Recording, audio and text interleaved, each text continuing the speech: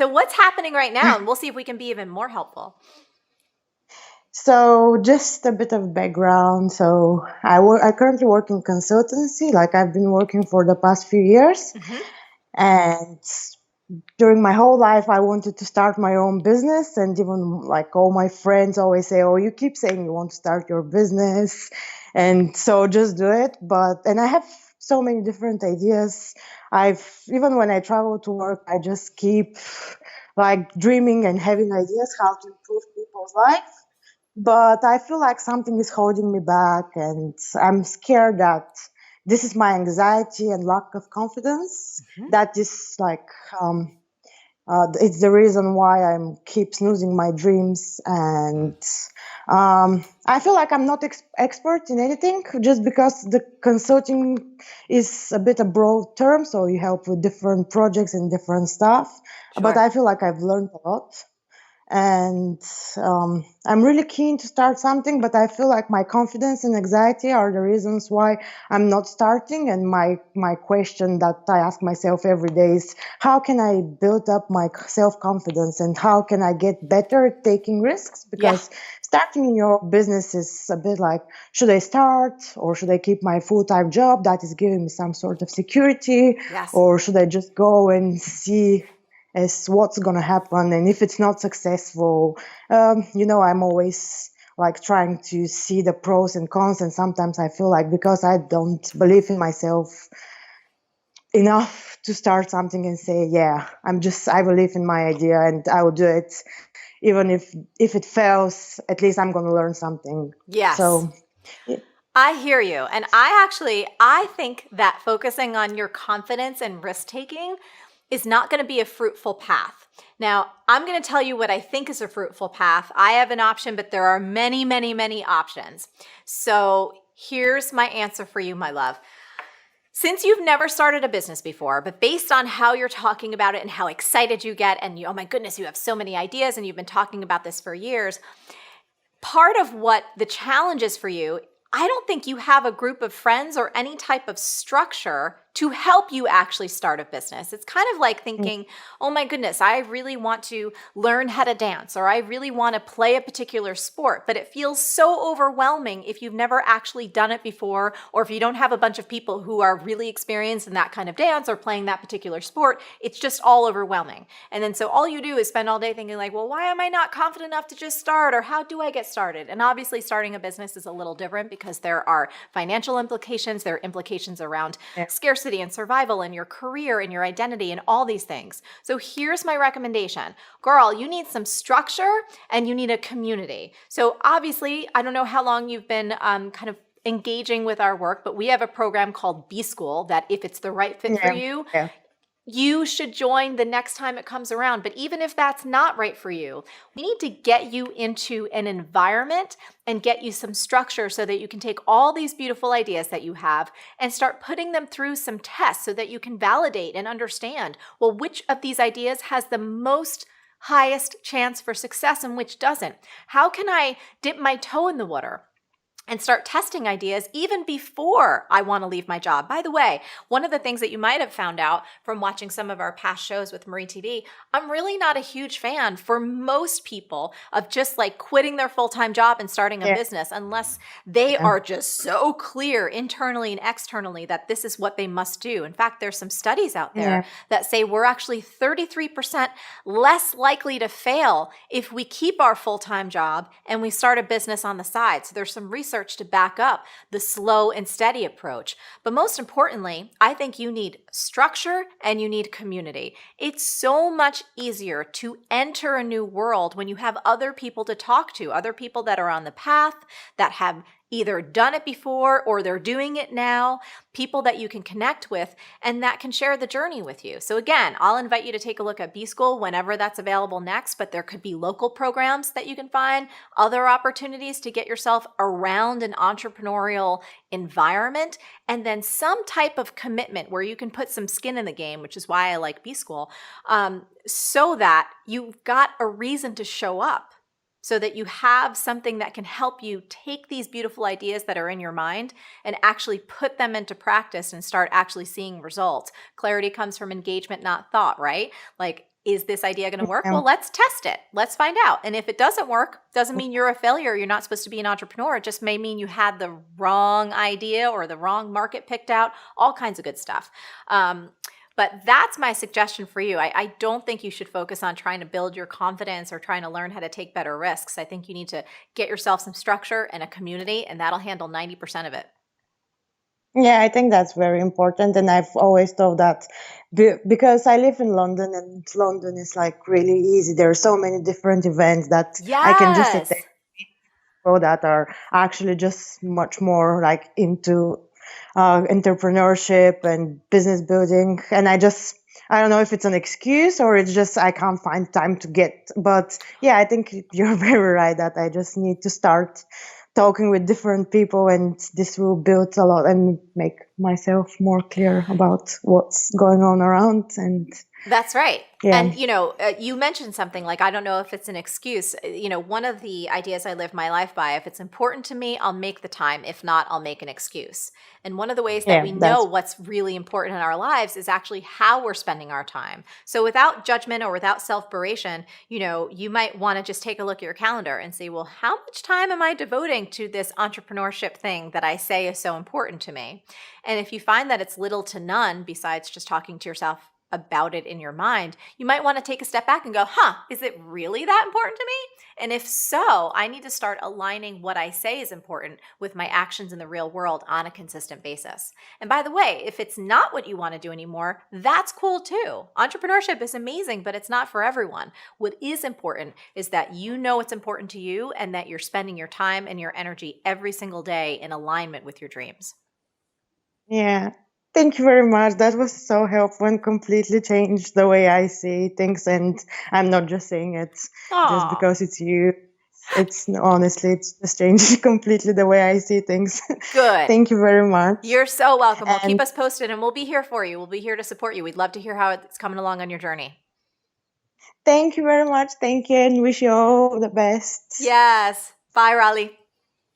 Bye bye. Thank you. Bye. So sweet.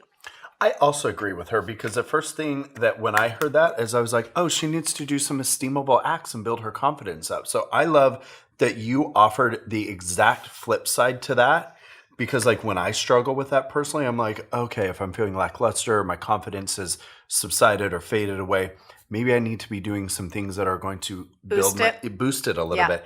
But your take on that of surrounding yourself and establishing community and structure is something I've never thought about. And I'm like, wow, imagine all these ideas floating in my head. Mm-hmm. If I just had a friend or a community to just throw them out to and hear them back, imagine what could be possible after that. Well, I think what's really cool, and I always go back to fitness analogies because I feel like they're very applicable to almost every area of our life. Like you can be like, oh, I'm going to do a workout today. And yeah, you could do it from your house. But the moment you put yourself in a group fitness class and there's all these other people around and there's an instructor that's taking you through specific steps, you're like, oh, I can do this. All of a sudden, rather than doing like a 15-minute kind of shitty workout, you're doing this hour-long thing that, yeah, you might be out of breath, but you're like, oh my God, I did it. So the power of community and the power of surrounding ourselves and having some kind of structure, again, for Raleigh, if you're still listening, or even for you, it's like, that's why I created B School, because people need something that's step-by-step. Again, if you're not into B School, cool, but you can find another program that actually teaches you the baselines of business so you understand how to think about it, what you need to test, the things you need to do first, second, third, and fourth to give yourself the highest chances of success. No one has a business crystal ball, right? No one can predict what's going to work and what's not going to work, but there are timeless principles that if you follow them, you're going to give yourself a much higher success rate than if you don't.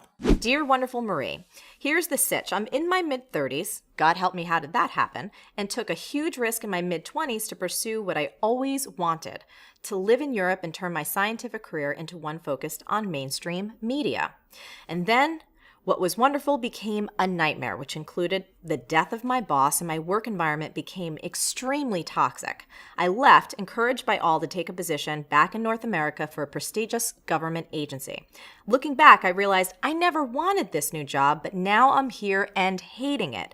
I should have listened to my heart and volunteered for Habitat for Humanity in Malaysia instead. I would have had no money, but have been so happy. If I leave now, the people who hired me have a lot of clout and could make sure I never work in this field again. How can I reconcile my true calling and do what's right for me with possibly destroying some very influential connections? Thanks so much, warmest, Mariah. Mariah, this is an awesome question, something all of us can relate to. I mean, we'll all find ourselves at crossroads in our own life, and we can often struggle with, do we take the safe road or do we follow our heart, which can often feel a lot riskier, at least in our minds? Now, there's two important things I want to talk about today with you. The first is about burning bridges, and what I want to tell you is a tweetable.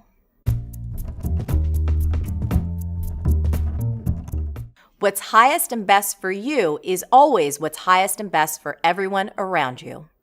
I guarantee that by hating your job, you are not doing your influential connections any favors. In fact, you're probably doing more harm to your reputation than if you left. Telling the truth always wins. Now, as it relates to leaving your job, of course, you got to do this in the right way and take full responsibility for what you're about to do. It's one thing to send your boss a text like, "I'm going to Malaysia to build houses. Peace in your crease." It's another to set up a proper meeting and really co-create a game plan so you're not leaving everybody in a lurch. But the second and more important thing I want to talk about today is a crucial test that'll help you make the right decisions every time, especially when they're huge decisions just like this one. Mariah, one of the first things you said is, "I'm in my mid-30s. How did that happen?" It happened because it happens. The next thing you know, you're going to be saying, "Oh my God, I'm in my 60s. How did that happen?" You got to realize as you get older, time goes by faster and faster. And before you know it, you're going to be 80 like that. So here's what you got to do. You got to sit yourself down right now and do the 10-year test. Ask yourself, 10 years from now, will you regret not doing this? Whether it's moving to Malaysia or changing careers or starting your own business, really imagine your future self, you 10 years from now. Will you regret not following your heart? I'll tell you one thing you will regret, not moisturizing. Trust me, you're welcome. But back to the big things. I did the 10-year test when I was 25 and trying to figure out if I should pursue dance as a profession. Now you got to realize I was broke, I had hardly any dance training, and sadly 25 is over the hill in the dance world. So I sat myself down and I said, "Marie, when you're 35, will you regret not having gone for this whole hip hop thing?" And in a nanosecond, my answer was, "Hell yes, I'll regret it." In that moment, all wishy-washiness went away. I got focused and I kicked some serious dance ass. Best decision of my life. And yet another opportunity to show you this.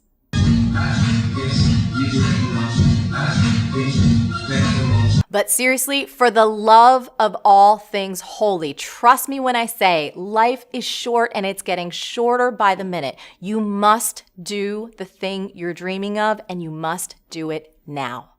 I believe we all have a direct line to the divine and the call comes through our heart.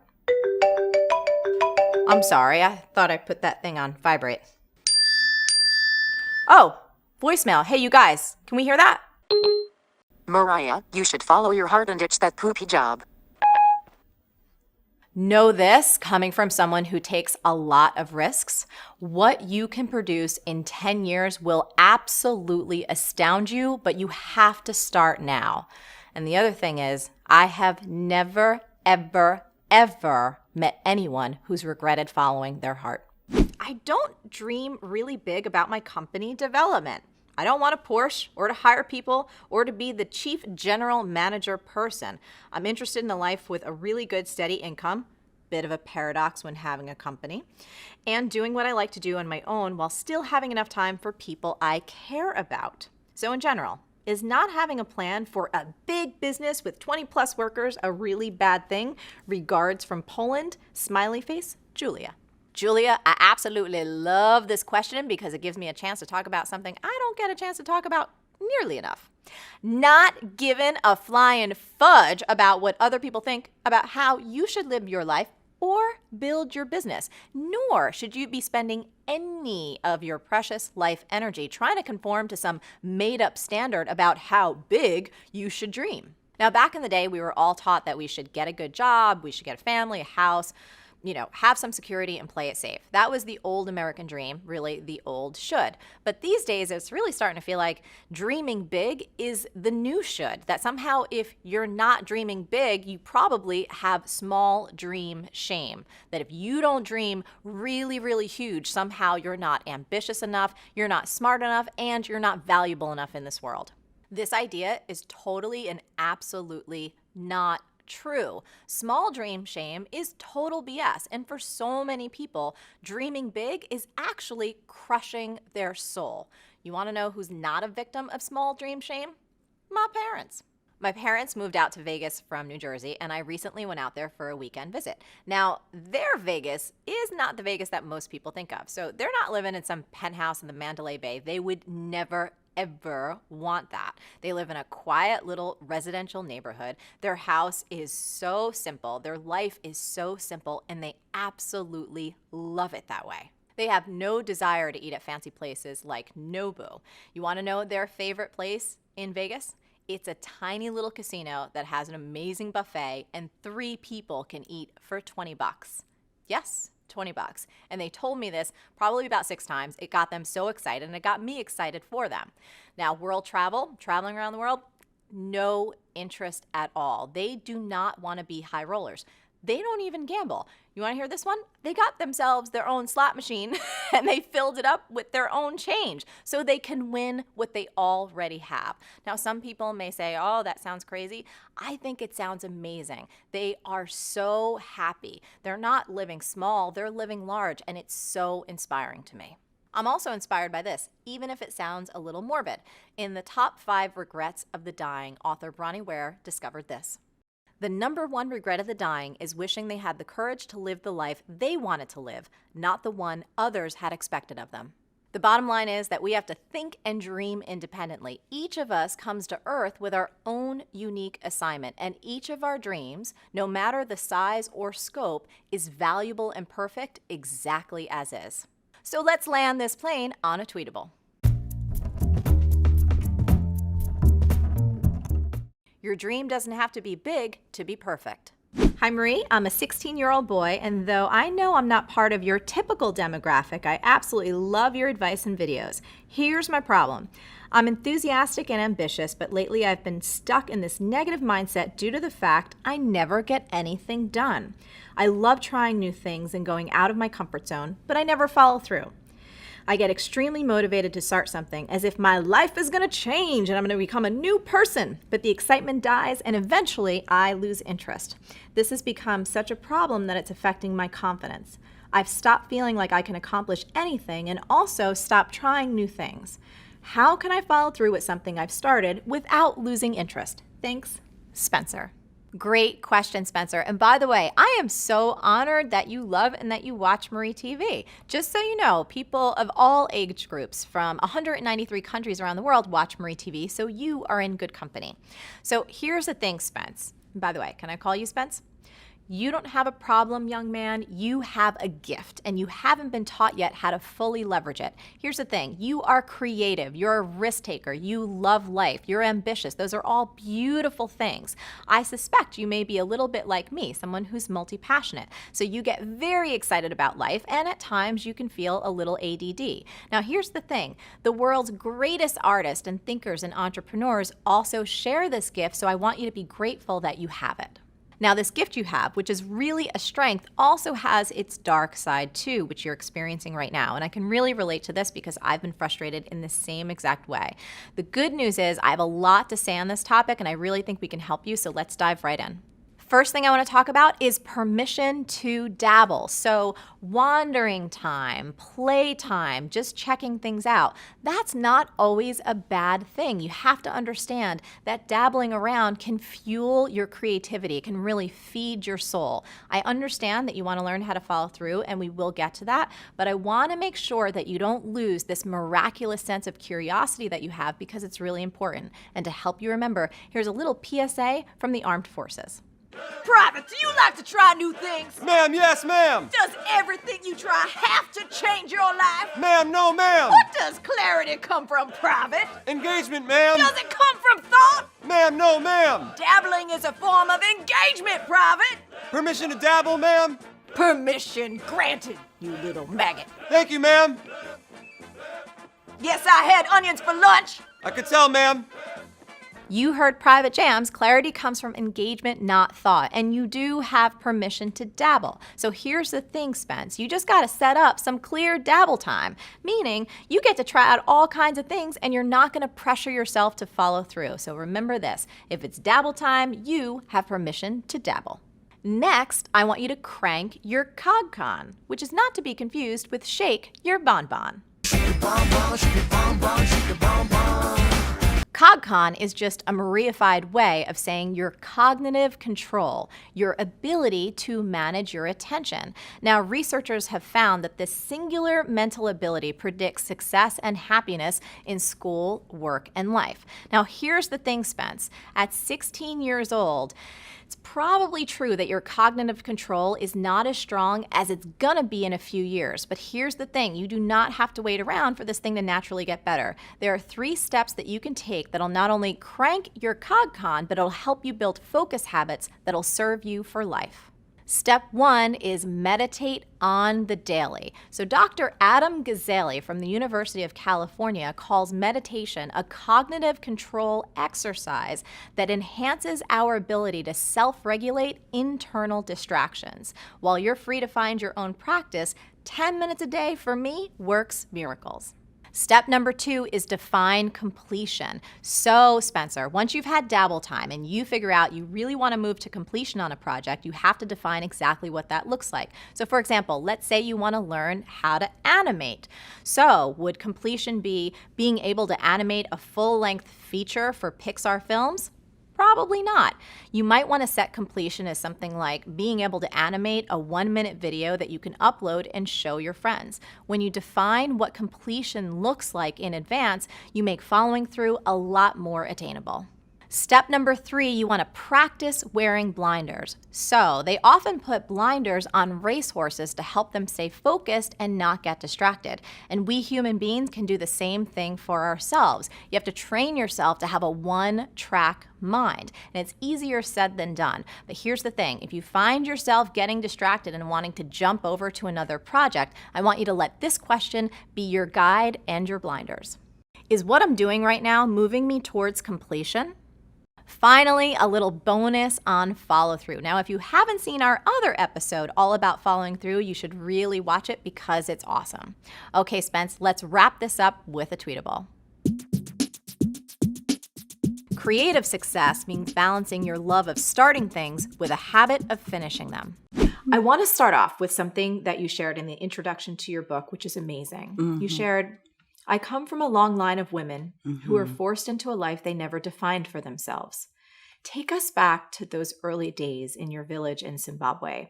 I want folks to understand the picture of what life was like for you as a 14-year-old. You know, I always talk about coming from this long line of generations of women who had been denied the right to their dreams, the right to their education. I always visualized my great-grandmother when she was born. She was born into this race that she never defined. And she was born holding the baton of poverty, early marriage, illiteracy, a colonial system that never respected her. And she's running into this race with this baton. She runs so fast, she hands over this baton to my grandmother. My grandmother grabs that baton of poverty, illiteracy. She runs, she hands over that baton to my mother. My mother grabs that baton in a race that she never defined because of the circumstances, and she runs, and she hands over that baton to me. I never wanted to be part of that baton. I found myself getting married at a very early age and having babies. Before I was even 18, I was a mother of 4 children, without a high school education, with nothing. But all I wanted was an education. And when I talk about this baton of poverty that's being passed on, I also talk about the wisdom that is also passed on from generations before me. So in our lives, My grandmother used to say that you have the power to decide whether you keep on running with that baton of poverty, the baton of illiteracy, or you run with the baton of wisdom to rechange and reshift this baton so that you become the one who breaks the cycle of poverty, early marriage, lack of education, abuse, and all the ugly things in our lives. So when I was hardly 22 years of age, my country, we had just gained our independence because all along we had been colonized by the British. And here I was, a mother of 4, and my country had gained that independence, and strangers started coming in. Americans, Australians. And these were women who would come to the community. And there was this particular woman. She sat with me and with other women, and she asked me one question that I'll never forget in my life. What are your dreams? I never knew I'm supposed to have dreams because I was an abused woman, a silenced woman. Remember, I had 4 children, and actually one of the babies died as an infant because I failed to produce enough milk. I was a child myself. And I'm sitting there and I'm thinking, am I supposed to have dreams in my life? And other women started sharing their own dreams. And I was quiet. She looked at me and she said, young woman, you haven't said anything. Tell me, what are your dreams? I couldn't bring my dreams. I knew I had these dreams in me, but for some reasons, I couldn't because there was so much noise in my mind. I had been shaped to believe that I was nothing. And maybe it was the way she kept on looking at me, the way she nudged me to say something. And when I opened my mouth, I became a chatterbox. And I said, I want to go to America. I want to have an undergraduate degree. I want to have a master's. And I want to have a PhD. There was silence. The other women looked at me and I could feel they were saying, are you crazy? How can that be? You don't even have a high school education. And I guess there was something about these American women when they were coming to my village. There was this sense of empowerment, sense of loving thyself. And I wanted that. I would see them getting into their backpacks and removing books or papers, and they would look at those books and open, and they would put on their glasses, spectacles, and they would talk to each other and put back those spectacles back into their bags. And I thought wearing glasses was a sign of education, and I wanted that. So when I talked about these degrees, I had heard these women talking about these degrees, and I wanted to have an education to change my life. And she looked at me and she said, yes, it is achievable. If you desire those dreams, if you desire to change your life, yes, Tinogona. Tinogona in my culture, in my language, it means it is achievable. I'd never heard of a woman declaring herself to believe they can achieve their own dreams. And when I left that place, I ran to my mother and I said, my mother, I have met someone who made me believe in my dreams. My mother looked at me and she said, Tererai, if you believe in what this stranger has said to you, and you work hard and you achieve your dreams, not only are you defining who you are as a woman, you are defining every life and generations to come.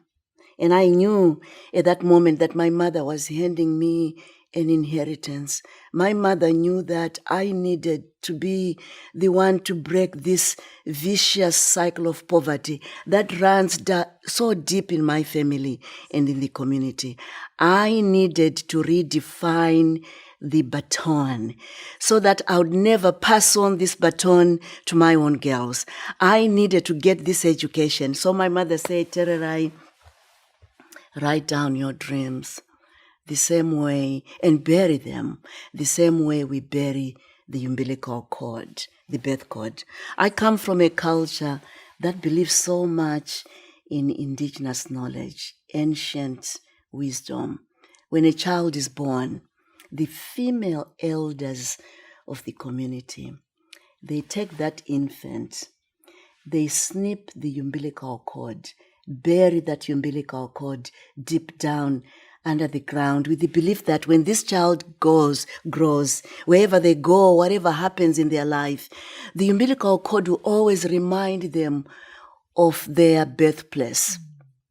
So my mother said, if you write down your dreams and you bury those dreams, your dreams will always remind you of their importance, that you need to redefine your life, that you need to break this cycle, that you need never to pass on this baton, this ugly baton of poverty, illiteracy, early marriage. So I wrote down my dreams. 4, I want to go to America.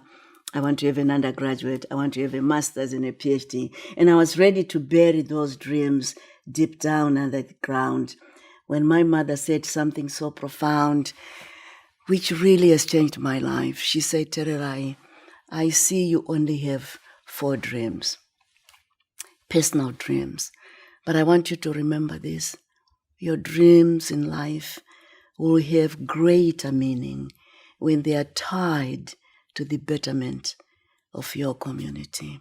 And I looked at my mother and I'm thinking, what does that even mean? My mother repeated, your dreams in this life will have greater meaning when they are tied to the betterment of your community. I would end up writing down my 5th dream, number 5. When I come back, I want to improve the lives of women and girls in my community so they don't have to go through what I had gone through in my life. I want to come back, create employment platforms for women. I want to come back, build schools so that girls, they won't be marginalized. And I buried my dreams. And it would take me 8 years. And I call those 8 freaking years. Yes, Mama. To gain my high school diploma because I was going through correspondence. I was an adult. I couldn't fit into a classroom, so I would do correspondence. And my mother was very poor. I didn't get enough money to pay for my tuitions. I needed 5 subjects, classes: English, math, biology, history, and Bible knowledge or something. And we were still under the British system of education. So I would do my correspondence, 2 subjects at a time. Whenever my mother was able to sell groundnuts or any produce, she would give me $20, $40 to register for my classes. And I would write my exams and send these papers to a place called Cambridge. I had no idea where Cambridge is. And I would wait 3 to 6 months for that brown envelope from Cambridge to come. And I would open that envelope and I would realize I have a U ungraded. I have an F failure. And I would go back to my mother. She would give me more money. And I would write again and wait another 6 months.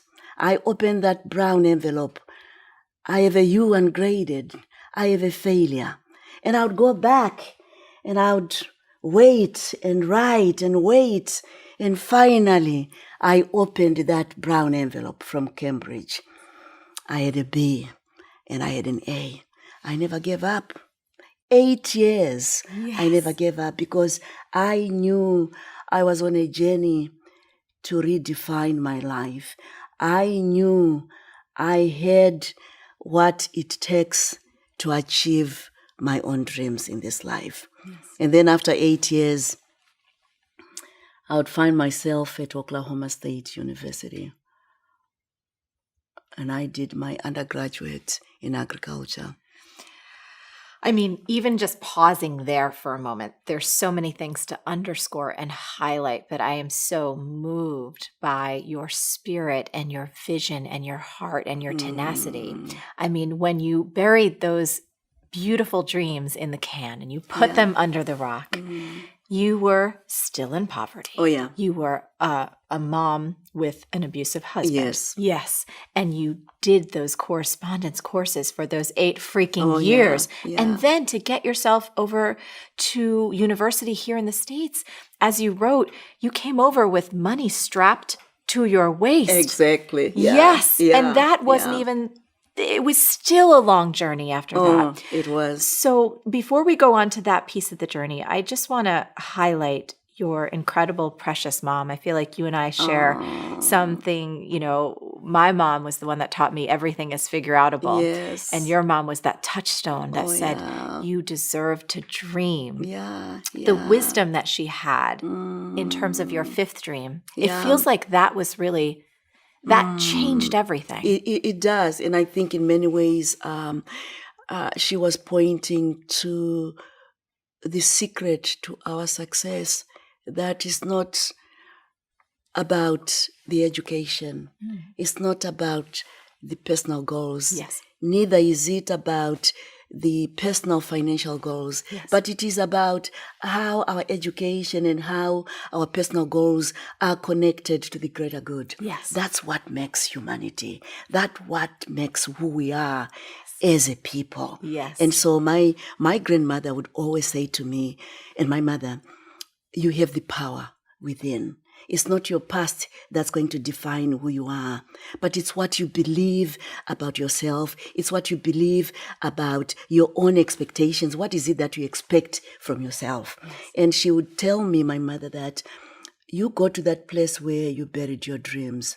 You visualize the life as you think it should be. So I would spend hours and hours sitting in that same place, visualizing myself getting into an aeroplane. I'd never been in an aeroplane in my life, and I'd never seen one. The only aeroplane that I knew were the helicopters that would fly during the war, because I was born and raised in a war-torn country. Yes. And I would visualize myself sitting into that helicopter, imagining myself flying to this place called America. And I would see these tall buildings. And my grandmother would say, feel those mental images, see those buildings. And I would see them, and I would even smell the life that I wanted. And so when I got onto that aeroplane, there was this déjà vu. I think I've been here before. Even when I arrived on campus, I felt I've been in this place before, because I had spent so much of my time wanting to change my life, and so much of my time visualizing this life that I wanted, visualizing this life that I was not going to pass on this baton to my girls, and I wanted to change it all. So when I started my classes, I found pure joy. I was always the oldest student in any class that I've taken, and sometimes older than the professor herself or Yes. himself. Yes. But I never cared, because I knew I had the power Yes. to change my life. Yes. And your life when you got here was still wrought with so much challenge. I remember when I first learned about your story in Half the Sky Yeah. from Nicholas Kristoff and Cheryl Yeah. Woodan, where you were feeding yourself out of Oh, yeah. trash cans. Oh, yeah. Your children were cold. Oh, yeah. The husband that was abusive for a period of time, he was still here. Yeah. Because Zimbabwe, where Yes. I was coming from, Yes. the weather is different. Yes. And there's always this community cohesion. You can have your kids, you can leave your kids with your neighbors and what have you. Yes. And now I'm in a different country. And I didn't have a scholarship. Yes. I would work 3 jobs to feed the children and still taking classes. And I remember when my kids, when they arrived in the US, 3 months down the road, as they were brushing their teeth, I saw their gums were bleeding, and I knew they were missing fruits and vegetables. Back home, you can grow your fruits and vegetables, and they grow because it is the tropics. I mean, and in America, fruits and vegetables are a little bit expensive. Yes. So I would many times would go to bed hungry. And I went back to the university and I said, I have a dream, but I'm about to give up. I can't see my children suffering. It's one thing for me to have this great dream, but it's another to see my kids suffering. And fortunate enough, the university said, there are local stores here. I hope they don't mind, or you don't mind, if they give you leftover fruits and vegetables. And I said, no, I don't mind. So we went to this local store. The manager looks at me and said, oh, no. In this country, if we give you these leftover fruits and vegetables, and if anything happens to your kids after they have consumed them, you'll end up suing us. And I said, I have no dime to sue anyone. Please, I need to feed the children. And the store manager says, okay, here's a deal. You make sure that I'm not going to hand over the fruits to you. I'm going to pack them in a cardboard box, and I'm going to place the cardboard box outside the store near the trash can. Make sure that at 4:00 every day, you come and pick that box. If you are late, we are going to throw the box into the trash can. 99% I was late to that cardboard box because I had to work 3 jobs, take care of 5 kids, and I would find the box straight dumped into the trash can. Some of the fruits have already spilled over, and I would collect everything, wash, and go and feed my children and ask myself, who am I to even complain that I live in a trailer house in Oklahoma? It's a dilapidated trailer house. There is no air condition. Everything is just falling apart. Who am I to complain when I know there are thousands of women and individuals that I see every day on the streets in Western countries? Who am I to complain? And who am I even to say I'm feeding my children from trash cans when I know where I'm coming from in sub-Saharan Africa? Millions of homeless kids are feeding from trash cans that no one is washing. At least the American trash can, someone washes it. Those thoughts grounded me because I knew at the end of the tunnel, despite its darkness, there was light. Yes. And I knew I had the solutions in me. So I graduated my master's in plant pathology and told myself I wasn't going for my PhD. I needed to work. It was too much. I needed to work. I needed to give a better life for my children. And I applied for a job, got accepted at some place in Arkansas, Little Rock, and I went for the interview. And one day I'm walking in the corridor and I meet this woman, and she looks at me and she said, I think I know you. And I am thinking, I've met many Americans and many white women. I don't know. She said, I really think I know you. Yes. And I am thinking, gosh, who is this woman? And then it dawned on me that, oh my gosh, That's the very woman that I had met some 14 years back in my village. The one who had inspired me to believe in my dreams. The one who had never seen the povertyness in me, the smallness in me, my giant, my champion, the one who said, yes, Tinogona, you can achieve your dreams if you believe in your dreams. And that was Jolak. Yes. And now she is the CEO and president of Heifer International, this organization that had just employed me. And I am thinking, the universe has a way to honor our dreams if only we believe and we become determined and work hard towards our own goals. And so my first trip home, I went to that place where I had buried my dreams, dug them up, and I could see that list and check going to America, check undergraduate, check master's. And I could see 2 dreams still looking at me and saying, so what? And I said, I have the solution for you.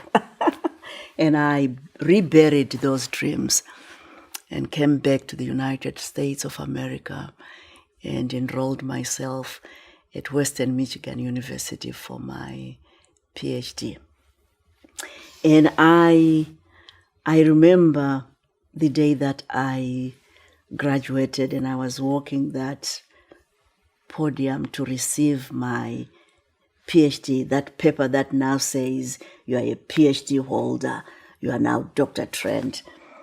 And I realized it had taken me 20 years from the day that I buried my dreams to the day that I was now going to receive my PhD.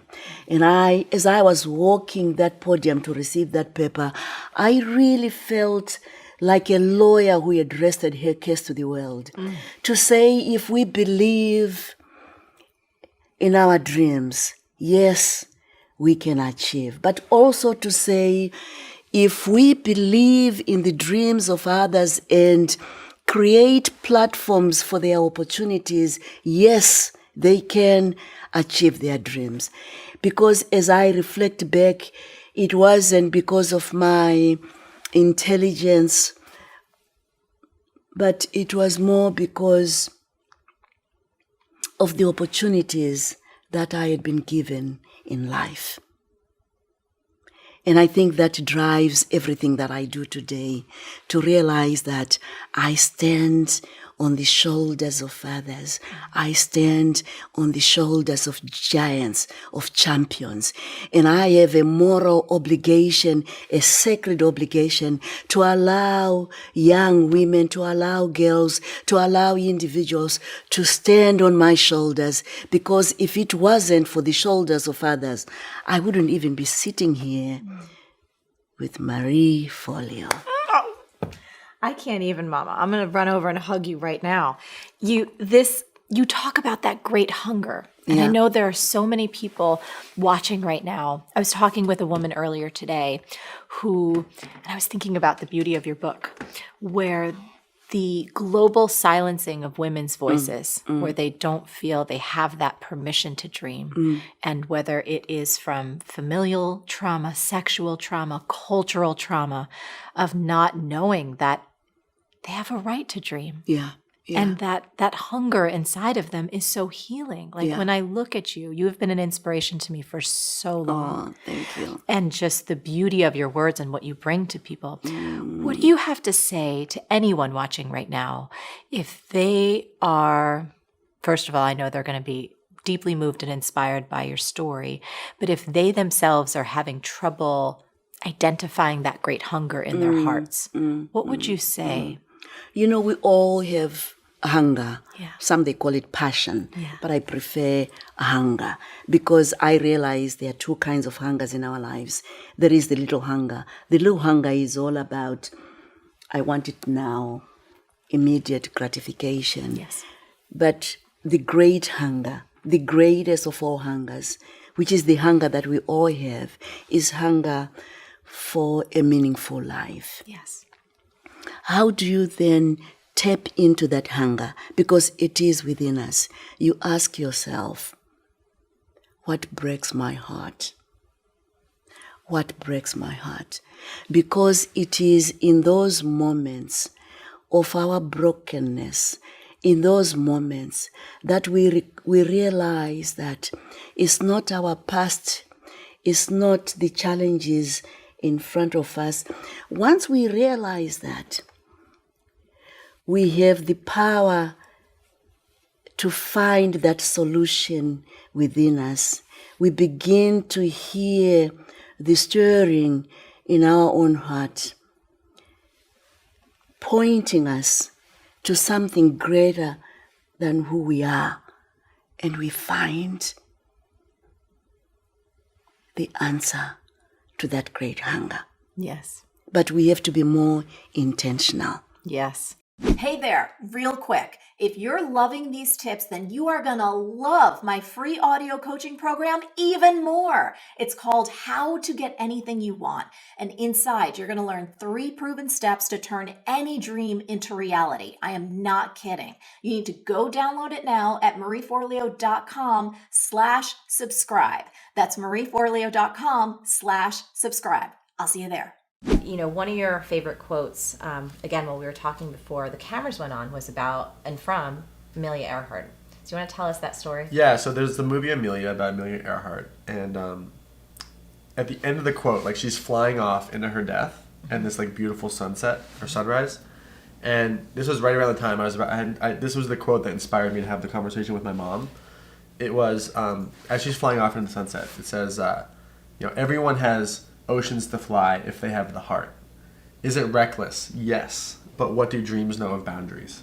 And it was just like, I still just get chills like hearing that, because like that sums up the whole journey. Yeah. Like we all have it. We all can embrace it. And it's completely counterintuitive to everything that we've learned for our survival. And, yes. And, a lot of people will email me and when I write about that and go, well, Mastin, but she died. Right. And my response to them has always been, I would rather die living my dream than die a coward. And, because no moment's guaranteed, but for me, if living my dream and wanting to, as Steve Jobs said, like, make a dent in the universe, like it requires you to face your death, metaphorically and literally. Absolutely. And so I think that's the number one thing that holds people back is this, like, if you can transcend your fear of death, you can accomplish a lot. It's awesome. So our Marie TV audience is incredibly interactive and they love to have great discussions. So I think that we should challenge everybody who's watching Sounds at good. home. What is holding you back? Like, do you have this big dream? If you think about that quote, that beautiful Amelia Earhart quote, what's the dream that you want so bad? And what could possibly be holding you back from it? Do you want to share anything to challenge them to? We want you to put your comments below this video, by the way, because we want to have a discussion about this, because I think it'll actually be really rich. Because I know when people start to think about this, they're like, I've coached many people and they're like, I buried that dream long ago. I didn't think that was possible. I'm like, that's the thing that you need to go for. That's the thing you need to live for. That's the thing that'll bring you life. Absolutely. I think that, we talked about this, but it's really just about, if you knew you were already dead, and if you knew you had nothing to lose, and if you knew anything was possible, what would you do? Chapter 14 talks about the right and wrong way to manifest. And I thought this was really awesome because, again, for folks like you and I, who tend to then attract folks like you and I, meaning very hard workers, people who put their nose to the grindstone, we get it done, no matter what, right? Even if you don't like the word manifesting, just this notion of having more ease in your life, of bringing things into your life that you don't necessarily pound your face against the ground for every single day until your eyeballs fall out. So talk to me about a little bit of the wrong way and the right way to manifest for those who may want a little more ease. Yeah, great question. So let me draw a distinction between the importance of dreaming and the power of manifesting. So dreaming in terms of not what you're doing at night, but dreaming and giving yourself permission to desire things, to have incredible, magical things occur in your life. Giving yourself permission to let your mind, body, and spirit wander into the future and to imagine a life that really lights you up. That's so important because those dreams are deeply connected to your soul. Like you won't dream about something that's not meant for you. I'm not dreaming right now about a penthouse apartment in New York City. I don't want to live there right now. So that's not going to come to me. But, when you allow yourself and your mind and spirit to wander forward and just allow yourself and give yourself permission to imagine, what's amazing is you plant a beacon out into the future. And that beacon, whether it's a beach house or it's a loving relationship or it's healing past trauma or it's launching your dream business or it's just waking up and being happier and healthier and surrounded by all these amazing people, whatever that dream is, you got to allow yourself to dream it because it acts as a mechanism that starts to pull you toward it. And it will pull you through your fear. It will create tension in your life because it's going to make you start to wake up and pay attention to it. That's where a vision board comes in. And a vision board, most of us make a vision board and we put up the beach house or the Range Rover or the amazing log cabin or the trip to Disney World or the dream business that we want, whatever it is the things are that we want, the loving relationship. But then this is where we make the biggest mistake because manifesting isn't the dream. Manifesting is the bridge between where you are and where you want to go. Manifesting is the bricks that form the pathway that connect you there. And most of us have been led to believe that we need to sit quietly and with vibrational force feel ourselves sitting on the deck of that beach house and how it's going to feel when the wind is in our hair. And what happens when you do it that way is that you socialize your mind and body to the end. When the fact is, it's going to be a bazillion little irritating steps that get you there. Yes. And we skip that part. So I love this. I just want to underscore this because when we were doing the Everything is Figure Outable book tour and I did this event and I had people close their eyes and visualize themselves figuring it out, whatever their dream was, we actually did that. I was like, I want you to see yourself taking those steps. And I loved how you broke this down in the book. I thought it was so great because it's one thing to go, yay, we crossed the finish line and there's the house or the relationship or the health or the trip or whatever. Right. But to rehearse in your mind's eye, emotionally, visually, intellectually, seeing yourself doing the steps. So if it's writing a book, sitting at your table and maybe sweating a little because you don't think you're a very good writer, but showing up anyway, or getting up when the alarm goes off and putting your sneakers on, and all of those different little micro actions. Even if it's a healthy relationship, for me, there's been times where if what I want to shift and change is a reaction that I've had to something, seeing myself with the same situation that could trigger me in the past and visualizing myself behaving differently, feeling differently, watching it. Those are the steps that help me create that shift where it actually happens. So I just wanted to praise you, acknowledge you, and underscore how awesome this is because your mind is so powerful. Our brains are so incredibly miraculous, but we're not given the instruction kits on how to use them. Yes, exactly. So, you want to launch a business, visualize yourself telling your friends you can't come out tonight because you're going to work on something. Visualize yourself hitting that post and then feeling the fear that people are going to judge you when you start posting about something different than your kids or your dream vacations and you start posting about your business. Visualize yourself spending a Saturday while the kids are playing soccer working on something. Visualize yourself hearing no and feeling discouraged and then picking up the phone and making the next phone call. There's something called the Zeigarnik effect in your brain. It's like a little to-do list, a checklist that your brain keeps intact in your mind. And your brain, once you start to socialize your mind, body, and spirit to all these little irritating steps, like you want to run a marathon, don't visualize the finish. Visualize yourself at mile 11 on a training run and it starts to rain and your earbud batteries die and you keep going. Yes. When you do that, what you're doing is you're smoothing out your resistance to all this work that it's going to require to make this stuff happen. Because you are capable. You can figure it out, and you can use simple tools backed by science to lower the resistance in your body and mind to actually doing the things that you've never done before. I mean, when I read this chapter in the audiobook, I was literally almost as I read it. And I said to my team afterwards, we need to re-record that. They were like, are you kidding me? So let's see if I can get through this. Dreams don't disappear. You were born with them, and they are, I can't even get through this. Dreams don't disappear. You were born with them, and they are meant for you. That means you take them with you wherever you go, in whatever version of yourself you create. So you might as well stop running and start leaning into them. You might as well see and hear and feel all the clues of your life that it's trying to give you about who you're destined to be. We are called in different ways to be the best and highest versions of ourselves. We want a high-five marriage. We want to be high-five parents. We want high-five friendships and a high-five career. Wherever there is a dream in your life, trust that you can high-five your way to it. And know that I'm still right here beside you, and so is Marie, raising our hand in celebration with you. High-five, my friend. We see you. We believe in you. Now it's your turn to believe in yourself and go make your dreams come true. Hi, Marie. I'm just about to turn 19. Even though I'm young, I have big dreams. Problem is, people keep telling me my dreams are not realistic and that I'm letting myself down.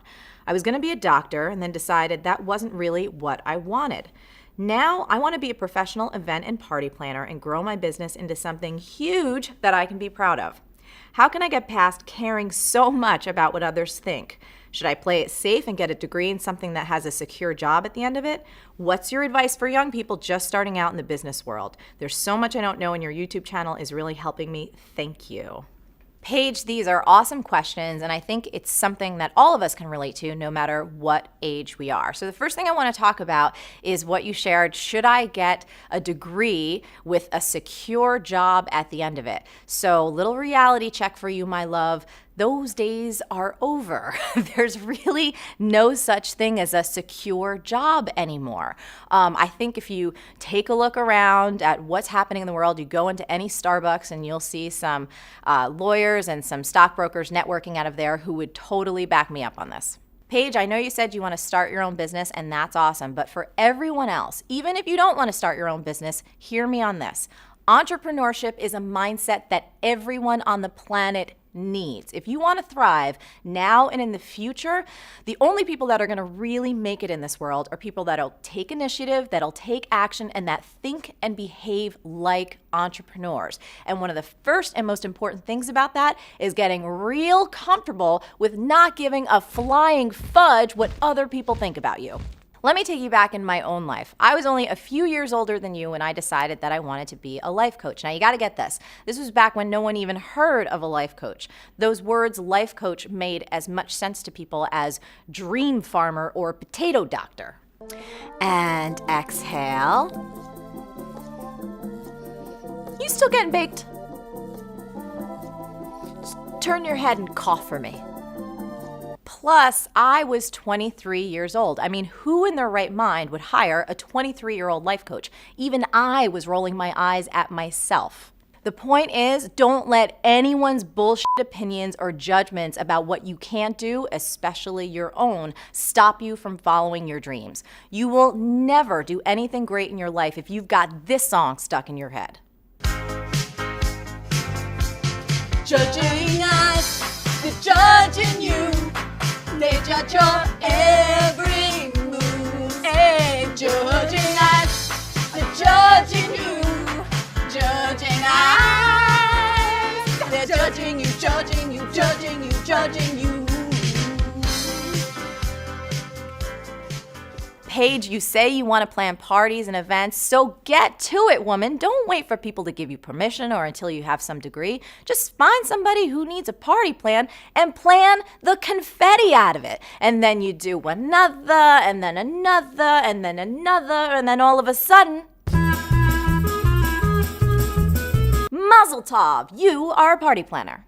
Now, in terms of education, I am 100% for education. In fact, I always advocate for people to be lifelong learners. But don't limit your education to only what you can learn in the classroom. You should consider getting a job or two with more established event planners so you can really learn about the industry from the inside out. And then there's one more thing, and this is my final and perhaps more important piece of advice.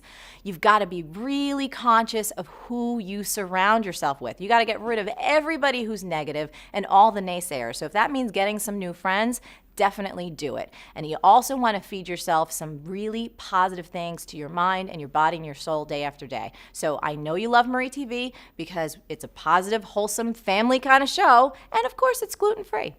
So remember, keep surrounding yourself with positive people. In fact, you should find some people your age and get inspired by them. Everybody knows I'm a huge fan of Malala Yousafzai, who is your age, Paige. And there's also another incredibly inspiring young woman. Her name is Tavi Gevinson. You can find entrepreneur groups in your area. You can find them online. The bottom line here is that with the right support and the right attitude and a ton of action, you can create anything you desire. If you've ever lost motivation because you're afraid your dreams are just too unrealistic, this one is for you. Today's question comes from Bree, who writes, "Hey Marie, you're such an inspiration. I so respect your advice." Thank you. "Here's my situation. My whole life I've had big dreams and lots of ambition. Then this little word started to pop up from people around me. Unrealistic. For example, I wanted to work in publishing and was told that was unrealistic. There were so many obstacles and so few jobs. However, I now work for the second largest publishing company in the world. But there's a new dream I want to pursue, and I can already hear the cacophony of voices in my head insisting this dream is unrealistic. A certain level of realism is necessary, but too much can create self-doubt. So Marie, how do I handle not only hearing from others how unrealistic my dream is, but also not let myself drown out my own desires? Thank you so much, Bree." I love this question so much, Bree. Every single one of us who both dreams and creates things faces voices of dissent, both from people that we know, from people that we don't know, and very often the most deadly comes from within. And if we don't take a thoughtful, conscious approach to taking on our unrealistic dreams, they just ain't gonna happen. But if you are up for the challenge, and I think you are, here are 5 steps that can help. Step number 1 is frame your dream. And here's what this means. We can't become what we can't envision. So when I say frame your dream, what I mean is I want you to take a picture of it in your mind's eye in vivid, specific detail. And then what I want you to do is translate that picture into words, meaning write down that big unrealistic dream. And I know that you may have heard about the power of writing things down before, but the truth is most people just don't do it, which is so crazy because the research is conclusive on this. There was a study done by Dr. Gail Matthews that shows that you are 42% more likely to achieve your goals if you write them down. So what I want you to do is whip out your journal or hop on that keyboard and get writing. Step number 2 is filter opinions and fend off negativity. You've got to take responsibility for the energy that you allow in your life. I want you to fend off negativity as much as humanly possible. You know, we know so much more about the brain than we did just 20 years ago. Neuroscience has taught us incredible things, like that our brains are continuously shaped by our thoughts and our experiences. And you know this to be true. I mean, negativity is one of the most toxic forces on the planet. It's toxic for your brain, for your nervous system, and for your ability to stay motivated. So do me this favor, okay? Do not solicit or listen to the opinions of people who are notorious for just being Debbie Downers. The one mistake that I've seen people make consistently is they almost habitually talk to the exact person who is the most likely to shoot them down and make them feel like crap. So don't do that. And here's another key. I want you to always consider the source. Meaning, don't put a lot of stock into other people's opinions unless they're actually out there consistently taking risks and being brave and actually making things happen. I mean, if you think about it, let's say, I don't know, you wanted to climb Mount Everest. Would you ever take advice from someone who's never even attempted the summit?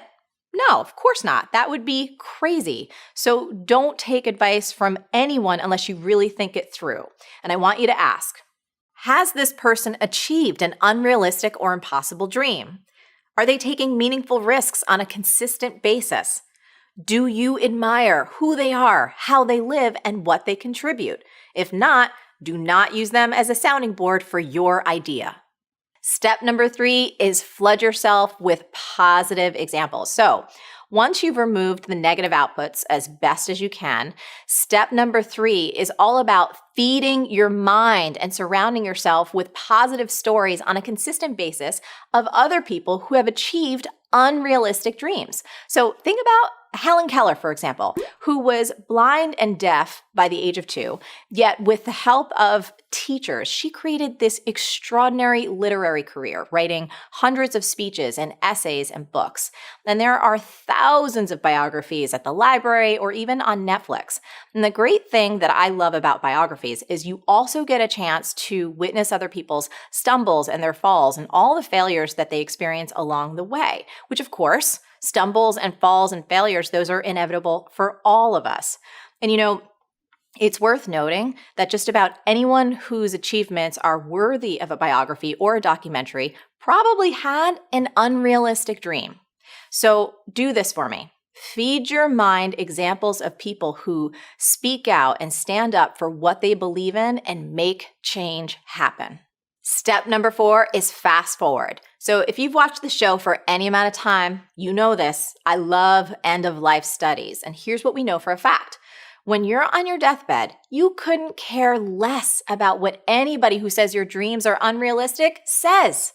I mean, Bronnie Ware's research tells us this very, very clearly, that the single biggest regret people have when they're about to pass is this. I wish I had the courage to live a life true to myself, not the life others expected of me. So Bree, my friend, stop worrying about what other people might think or say about how unrealistic your dream is. It really does not matter. The only thing that matters is what you do about it now. Step number 5 is focus on action. So this, my friend, is the most important step of all. Action is the antidote to fear, and you don't have to take perfect action. You just need to take any action. Brick by brick, inch by inch, step by step. That is how all great things are achieved. And you know my mantra, I believe everything is figure outable. And the best way to figure anything out is through action-based learning. So one more thing before we wrap up, Bree. Unrealistic dreams are totally where it's at. That's where all the growth and the excitement in life comes from. After all, what other kind of dreams are there? Dreams like this? Marie, you will not believe the dream I had last night. So reasonable. I'm shopping, I'm getting all my normal vegetables, but they didn't have avocados. I asked the manager, he brought me some from the back. So realistic, so inspiring. Wow, that sounds inspiring. I mean, you can do that. I think you can make that happen. So Bree, there you have it. 5 steps to help you bring your unrealistic dreams to life. And if you ever start to waver, remember this tweetable. If someone tells you your big dream is unrealistic, that's a sure sign you should go for it. I'm a mom of a 4-year-old, and I'm expecting my second child later this year. God bless. I'm a fan of your blog. It's been very helpful in the process of adjusting my thinking toward business. Does being ambitious or wanting more success mean you are ungrateful for the current gifts in your life? Is it possible to be fully grateful for the current blessings you have and still pursue the 6-figure income, the fame, the entrepreneurship, etc. with abandon? Want to know my answer? Do you? Yes! Yes! Yes! Yes! Yes! Yes! Yes! Yes! Yes! Yes! Yes! Yes! Wait, you know who else says yes? Lip stinker.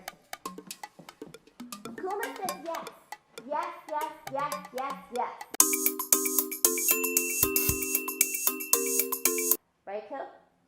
Here's the reason why I love this question. I'm so happy that it came up. One of the biggest challenges that most of us go through when we're starting to explore spirituality and discovering the whole idea of being super grateful for what you have is we can feel guilty about wanting more. It's almost as if, oh, I really have to just, be okay with everything I have now, which is great. But it's human to want to create. It's human to want to grow, to want to explore, to expand and take in more. And I just want to make a little note here. Wanting more doesn't always equate to materialism. It doesn't always mean toys. You could want to touch more lives. You could want to expand your ability to love. So wanting more in and of itself is nothing that you should shy away from. And I absolutely believe with my heart and soul that you can be extremely grateful for what you have and go balls to the wall with your dreams. So I have a few strategies to share with you that will help you accomplish this. In my lovely book called Make Every Man Want You, How to Be So Irresistible You'll Barely Keep From Dating Yourself, which, by the way, we're gonna give you a free audio download, Missy, just because you asked such a great question. I talk about a concept called This Is It.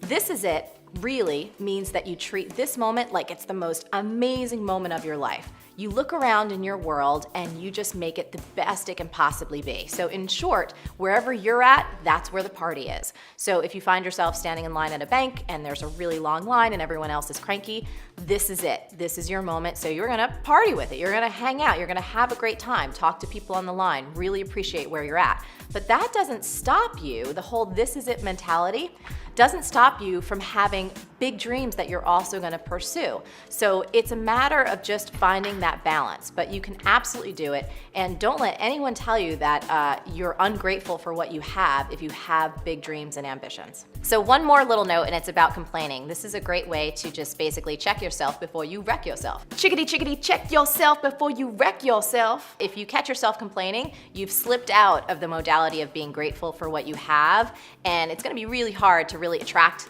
great things or be really ambitious or have the energy you need to achieve those big dreams. So use complaining as a bit of a barometer. If you find yourself saying, oh, this sucks, my current client sucks, my boyfriend sucks, blah, blah, blah, blah, blah, not so good. Stop it, don't beat yourself up, but just get back into the grateful mode and keep kicking ass toward your dreams.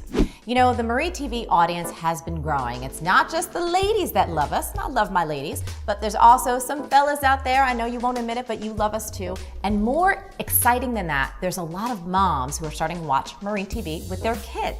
So I've been hearing about that a lot, and then I got this email. Hi, I'm Olivia. I'm 12 years old and I live in New Zealand, and I'm just beginning to create my own digital publishing company as an author and illustrator. I've just signed up for your B-School free videos. I don't need to have a Facebook page, so I can't post that way yet. I may start one when I know what to do with it. I think your videos are very inspiring.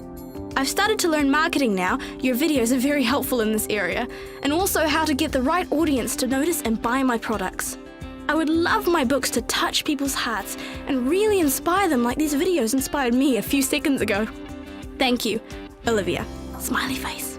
When that email came in, it absolutely filled my heart, and I knew I needed to know more about who this amazing young viewer was. Turns out she made a video for us. Take a look.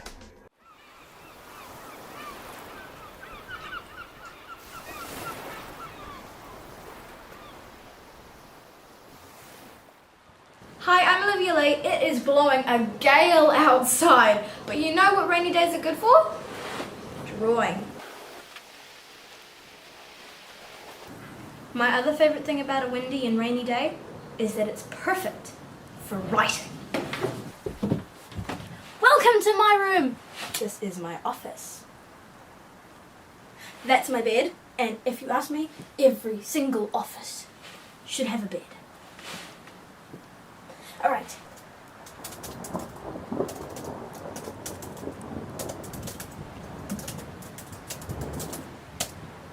It was so hard. After a hard day's typing, the best thing is grabbing a good book and flopping back on your office bed and reading it. Now, if you'll excuse me, I have stuff to catch up on. So Miss Olivia has quite a few things to say about creativity, about writing, and about following your dreams. So we're going to talk with her right now via Skype. All right, everyone. So I am here with the amazing Olivia, and I am so grateful. It's afternoon here in New York City, and Olivia, I know it's the morning for you, right? Yeah, it is actually. About 8:30. 8:30. Awesome. So tell us a little bit more about your inspiration to create books and to write stories and to just start your own business. Well, ever since I was little, ever since I could hold a pen, I've been drawing out my own stories. Like, I'd get a piece of paper and a pen, and I'd have an idea for a story, and instead of like writing it with words, I'd draw the pictures for it, each scene. Sometimes I'd have entire chapters with just drawings in them with little speech bubbles. And a little later, I was encouraged to maybe write down the words and then put the pictures with it. So it grew from that in a way. And then once I figured out how to get past the where's the letters on the keyboard stage, it got a lot easier to type, and I was able to do stories a little bit more properly and add the pictures with them, and it grew from there. So yeah, that's pretty much how it happened. That's awesome. And so did you start drawing just on pencil and paper, or were you drawing on the computer? Well, I do like to draw on computer programs, but when I started, I was always had a pencil and a paper, and I found it really difficult to draw with a pen. But now I really like drawing with pens, and it's just stuff like that. But I did a lot of pencil drawings, and I would just draw and draw and draw, and eventually I had huge piles of just paper with lots of drawings on them. And you can still find boxes in our house with just these big boxes full of paper with drawings on them from however old I was. That's awesome. I actually started, that was one of the first things that I learned how to do when I was little, and it was one of my favorite activities. And for a while, I thought I was going to be a fine artist. So I loved drawing just as much, it sounds like, as you do.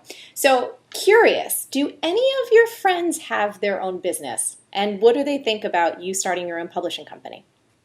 Well, none of my friends my age currently have their own businesses, but they are really supportive when I tell them about it. Like, I'll tell them that I did something new on my website, or that I've done up a new set of tweets or something like that. Yeah. And they are so supportive. They'll go, "Oh, wow, I can't wait to see it," or something like that. And they're really encouraging, really supportive. They're great friends. That's awesome. And I do have some adult friends, though, who do run their own businesses. And the ones I've told are also really supportive. So everyone rocks.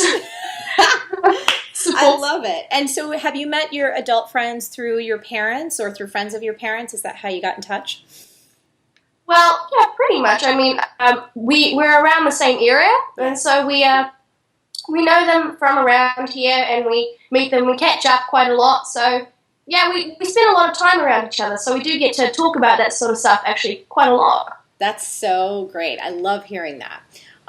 So next thing I want to ask you, because I think it's true for any entrepreneur, when you run into challenges, whether it's creative challenges and you're working on a story, or it comes more to the technical side of your business, how do you handle those challenges? Who do you go to ask for help? Well, there's definitely Mum and Dad. They are really helpful with business, lots of stuff. Like, my dad might help me with the tax and things, because that's always fun. Yes. But there's Auntie Google and Cousin YouTube. They're my favorites. They're really helpful. It's with Google, because I might be needing to do some research on a time period in a book I'm working on, and I'll go to Google, and I had a really weird thing I needed to look up, and it's surprisingly helpful, you know. And with YouTube, I might have a book that needs a certain style of drawing. Yeah. And it's really hard to do that particular style, or maybe I just don't know it, or I've never even heard of it, or something like that. Yes. So I'll look it up on YouTube, or I'll get help to find it, and I'll just watch an artist who knows how to do it and practice, and it's really, really helpful. Yeah.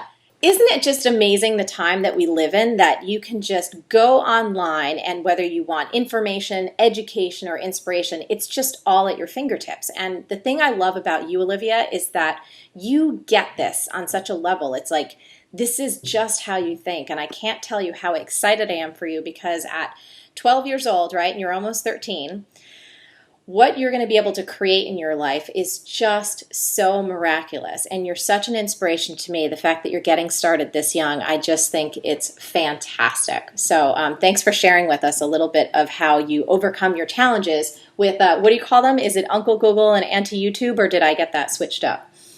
It's Auntie Google and Cousin YouTube. Oh, love it. Love it, love it, love it.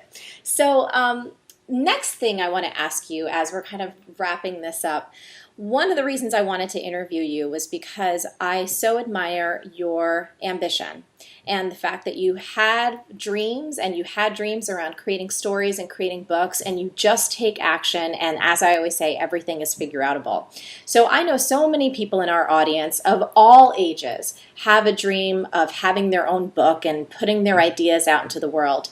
So what would you say to someone who's just starting out? Any tips for them? Well, I do have a few tips that I would definitely give to a person like that. I've got, five actually. Five tips. Love it. My first one is that you should just start and write regularly. Because if you have a schedule and you just continue to, chunk through it, yes, then you'll get through it, you'll finish it. If you don't, then, well, you won't. Yes. Let me ask you, before you go on to your next tip, do you have a regular writing schedule for yourself?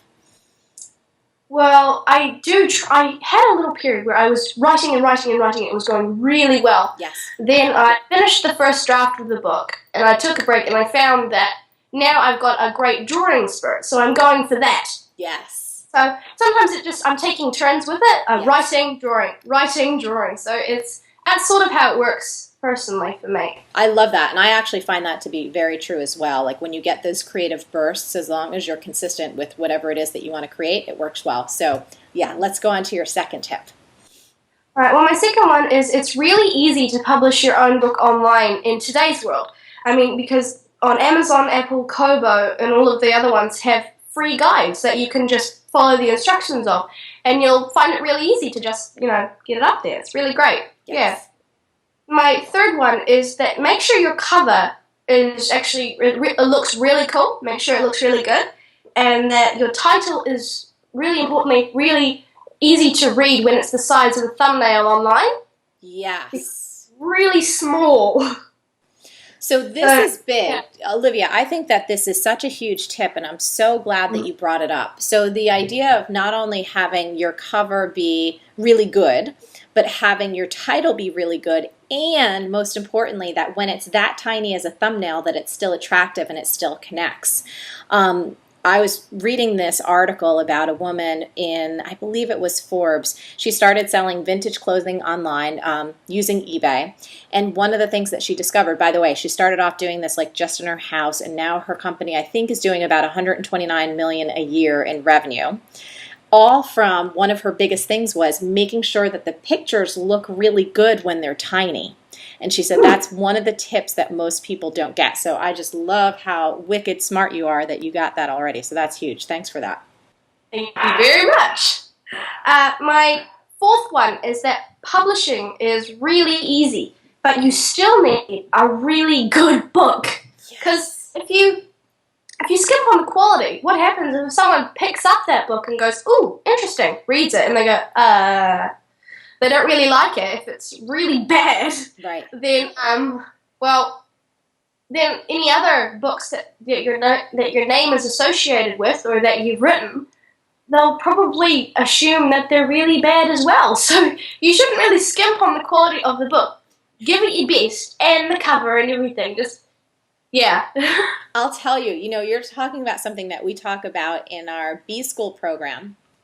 And it's this strategy I talk about. I call it the Happy Meal mistake, where people will put out kind of crap stuff on their website and then expect people to want to pay them really good money for some of their other training or their programs. And it's kind of like, if someone took you on a date to McDonald's and got you a Happy Meal, would you ever really expect them to go flying you off to Paris or some romantic weekend? Probably not. So it's like you're talking about in the book world, right? Not wanting to make the Happy Meal mistake. Do you like this tip? I really like that tip. So you're like what you're saying is with your book, it's like you don't want to put out a Happy Meal book, right? That's like kind of low quality, and no one's going to want to come back for a gourmet dinner. Oh, that's really funny. My fifth tip is that you should celebrate every milestone when you finish your first draft, because that's a really big accomplishment. I mean, you've gotten to the end of something, relatively. So, you should celebrate. Just, whatever tickles your fancy, just celebrate in a way. And when you finish your edit, you should celebrate that. And when you finally publish it, you should also celebrate. Like my family, when we finish the first edit of a book, we'll often go to a beach. And we have this little a recently made tradition that we have where we go to a beach, we just get something yummy to eat, and then we do a dance. For some reason, we do a dance. Yeah. I don't know why. It's fun. Yes, that's right, because it makes you feel alive, and that's like, what better way to hang out and celebrate with your family than to dance around and be goofy and enjoy each other's company. I think that's awesome. Yeah, it's a lot of fun. That's really cool. Olivia, I just think you are fantastic, and I want to, first of all, thank you for writing us that email months ago, letting us know what a difference our videos make, and I just adore you. I think you're fantastic. Your parents are great, so please send them my best. And, I will. Yeah, you got to keep us up to date, and I know right now everyone watching this Marie TV episode, they'll be very, very inspired, and a lot of moms also watch with their daughters, and I'm sure their sons too, so you're providing a great example to many, many, many folks in our audience. So thank you for that. Oh my goodness, I hope this got you so excited to go after that big dream, but if fear is still holding you back, fear not. You got to watch this episode right now. It's all about how to find the courage to do anything. And I'm going to teach you the question that you must ask and answer to find that courage you need to move ahead. Anything that you might consider a failure is really just a necessary step on your journey to success.